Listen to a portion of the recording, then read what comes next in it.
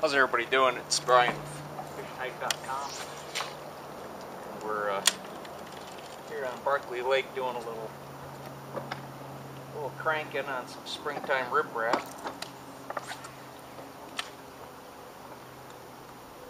Been switching back and forth between a couple different baits today. The Arashi new flat 7 they have out.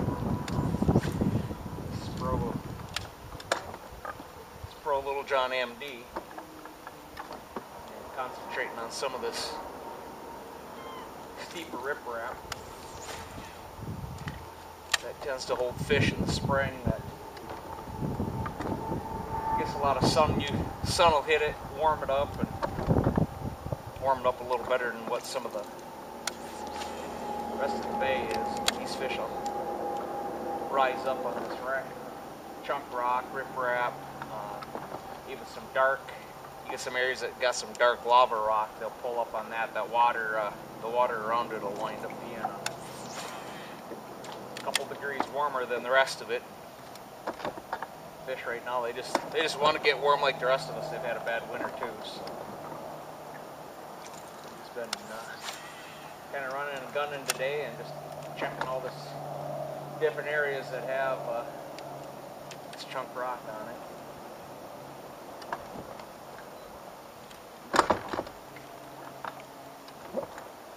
Throwing these baits along stuff like this when it comes into shore fishing and you're trying to throw a more accurate cast, I tend to throw a 6.5 foot medium action rod, and I try to throw as light a line as I can. Got 10 on these right now. You could probably bump it up to 12 if need be. You're not trying to get the depth out of it, so you don't have to keep the thin line for getting depth. But the lighter the line, the better reaction you'll get out of your baits.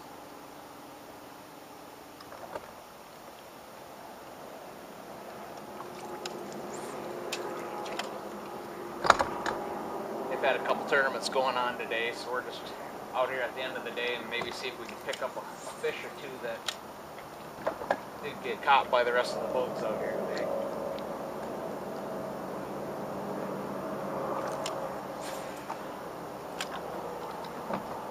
Riprap's always a big deal in the spring just because it's, as I said earlier, it catches the sun and it'll heat up better than a lot of the stuff out there. It'll heat up faster than like pea gravel. The fish will get on pea gravel here in a bit when it comes time to spawn, but right now the majority of them are going to be on the riprap. Something darker, bigger that'll hold more heat.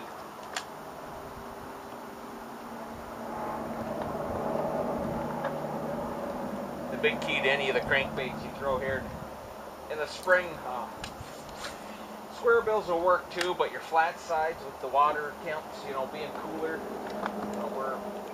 there's one right there. Doesn't feel like a real big fish.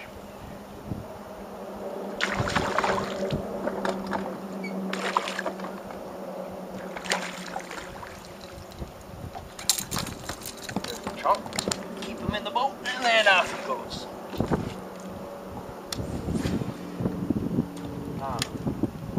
As I was saying, the square bills they got a little bit wider wobble to them. And guys, I mean, this is still a good bait now in the spring, but a better bait is a flat side, the shad wraps, the MDs. This here's the Spro MD, Little John MD. Then they got the regular Spro Little John. It doesn't go quite as deep. Got a microchip bill.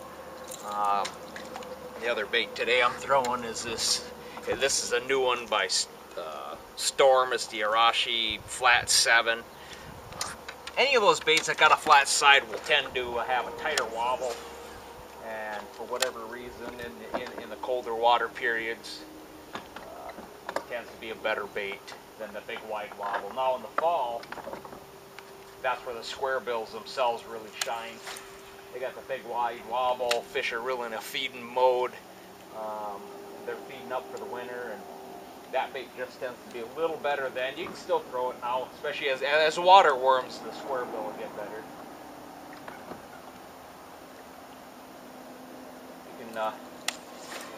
rattles, no rattles. Like this, the Spro doesn't have rattles in it. The Arashi's got rattles, and it's been about half and half today. Fish catches on both baits. Some days they're going to want rattle, other days they're not. The water's been a little dingy, a little darker than normal, so I feel the chartreuse color is going to get a little bit better. The red is a great color. It's always a good color in the spring, no matter where you go in the country. I just feel like the water's a little dirtier today for it. And, I don't happen to have one of the flat-sided rattling chartreuse baits with me, so.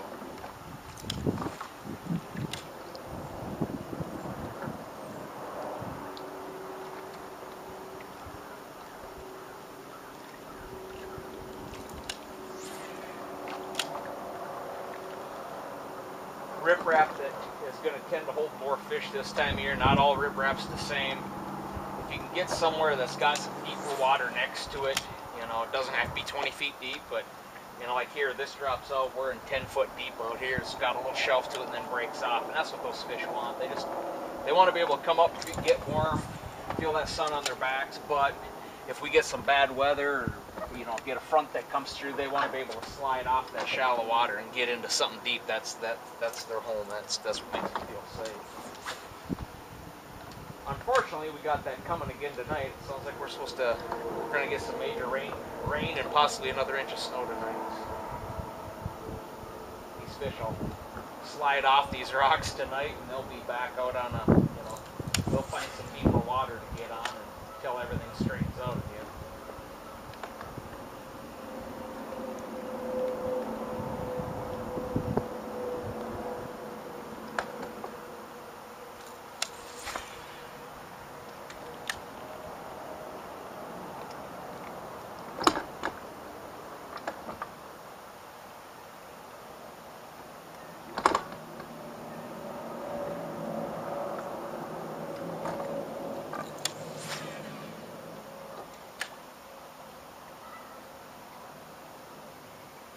It's best to parallel these walls, keep that bait in the strike zone longer.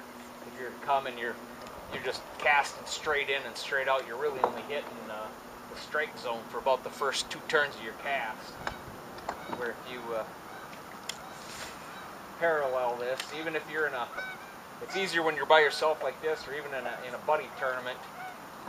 One guy can throw out the back of the boat and the other guy throwing out the front, or both of you getting up front and throwing it down the side is just, if you can keep those baits as close to the bank as you can, it's going to be your best bet. In fact, one guy could throw a deeper diving bait, maybe out a little bit farther from the bank, and then another guy throwing something that's a little shallower up next to the rock.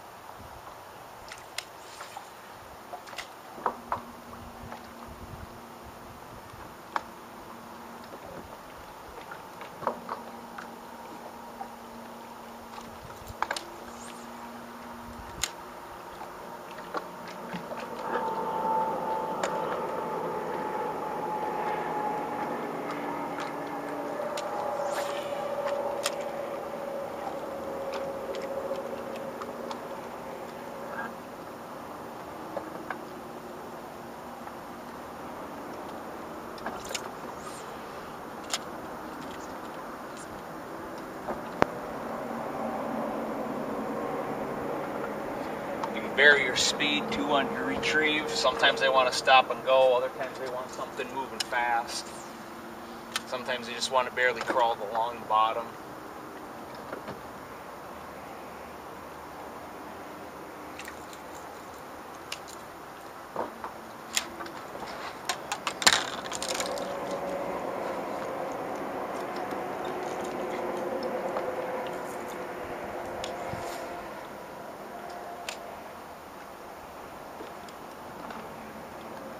Is always bottom contact, no matter if you're fishing shallow like this or you're throwing a 20-foot plus bait.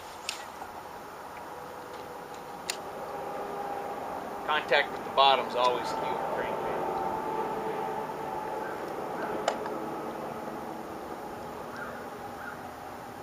That's why it's always good to have two baits and maybe a little bit different depth. You can come down this, and I'll say you had just a regular Spro Little John.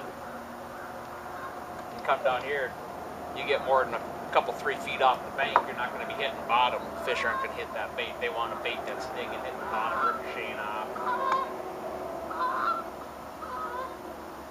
It's all about a reaction strike.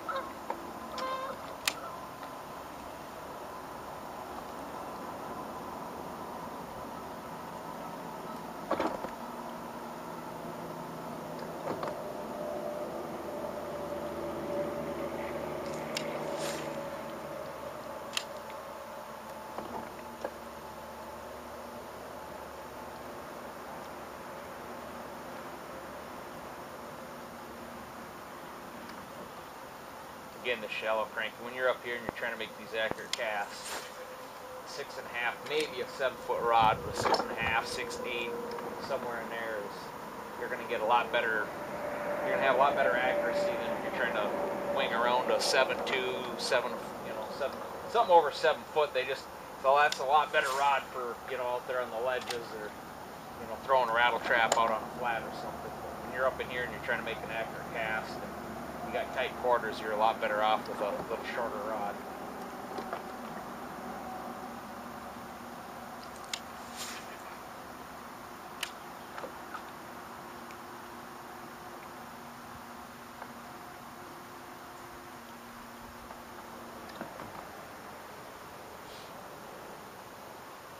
This riprap, I was saying earlier, not all ripraps are created equal. You definitely want that deeper water next to it, whether it be just a steeper break like this is all the way down it, or maybe you get an area that's like across the lake here, you got some shallow flats come out, but then you got a little creek channel that might butt up against it. That's even better because those fish are going to be following those creek channels back here in the back of these bays to set up for spawning. Get a creek channel that come running up against some riprap, then you've made even that much better.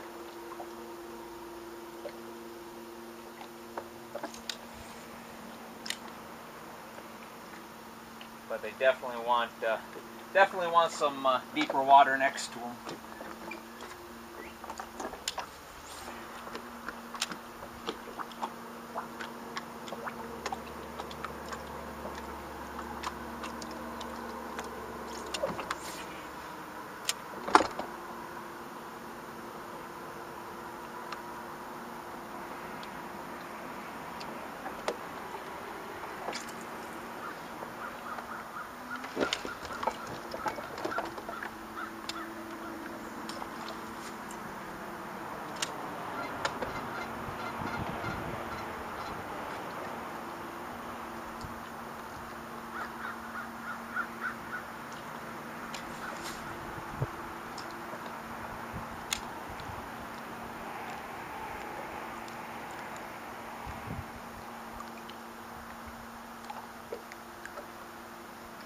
Get a lot of bumps on this bait this time of year too. Those fish just aren't,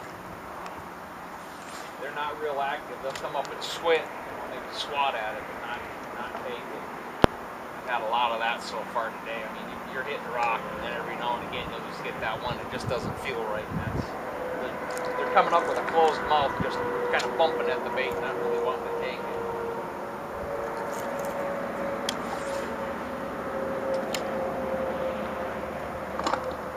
Where having ultra sharp hooks will help you too, because some of those fish that swing up and bump at it like that, slap at it, every now and again you might get lucky enough to get some hooks in the side.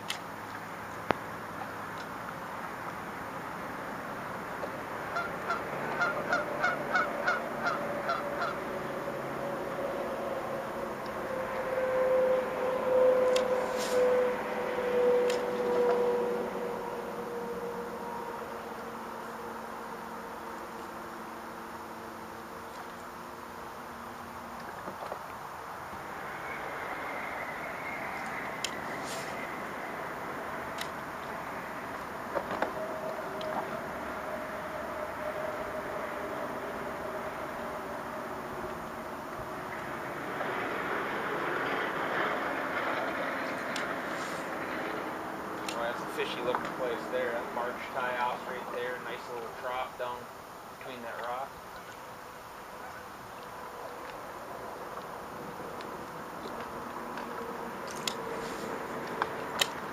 Don't be afraid to cast that spot 5-6 times either. I mean, these fish are they're warming up and they want to be active, but they're still a little lethargic and can take a little coaxing to get them to bite.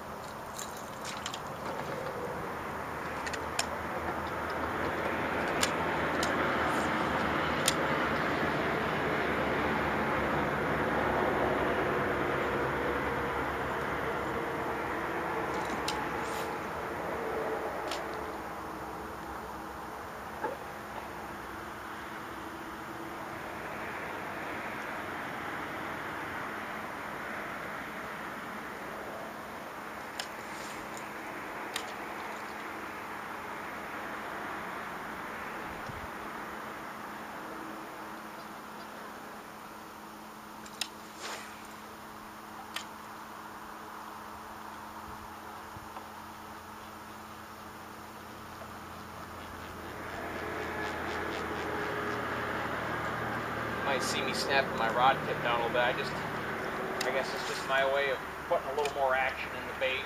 Maybe banging off some rocks, and I'll get 3 or 4 cranks on the reel, and I don't feel it hit anything. I'll just give it a little snap, and it just gives that bait. Just makes it look like it hit something for the fish, and just makes it a erratic reaction. And a lot of times that's all it takes to trigger a fish that might be following it. But jump on it.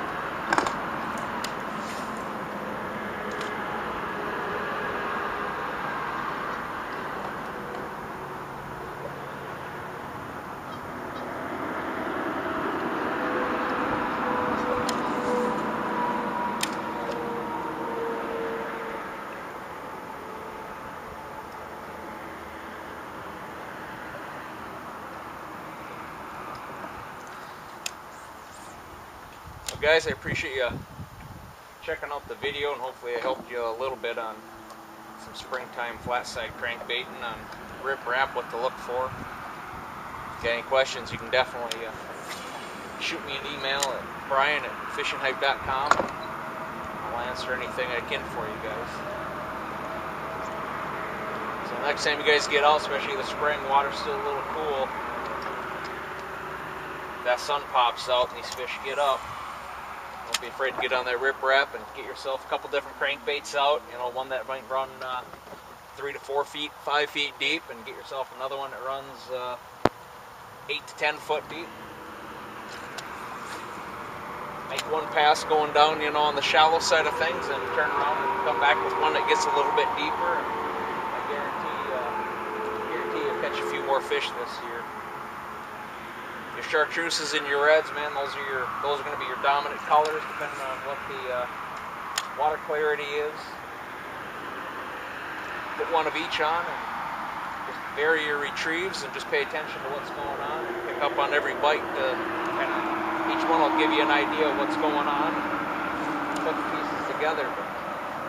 But I hope we showed you a little bit here that'll help you. We'll catch you next time on fishinghype.com.